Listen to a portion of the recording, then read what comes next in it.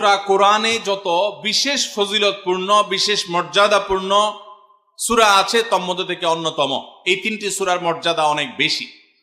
আমি শুধুমাত্র এই তিনটি সূরা সম্পর্কে সংক্ষেপে ফজিলত এবং মর্যাদা এবং কখন কখন আমাদের পাঠ করার নির্দেশ আল্লাহ তাআলা দিয়েছেন, কেন দিয়েছেন সে বিষয়ে কথা বলার পর এই সূরাগুলোর প্রত্যেকটি সংক্ষিপ্ত ব্যাখ্যা অনুবাদে আমরা চলে যাব ইনশাআল্লাহ তাআলা। সময়ত উপস্থিতি, সূরা ইখলাস, সূরা ফালাক, সূরা নাস, সূরা কুল হুয়াল্লাহ, সূরা কুল আউযু বিরাব্বিল ফালাক, সূরা কুল আউযু বিরাব্বিন নাস, এগুলা যার যার মুখস্থ আছে একটু হাত তোলেন সবাই। মাশাআল্লাহ, তার মানে আমাদের সবার মুখস্থ আছে। হাত নামায়েন না, হাত উঠায় রাখেন।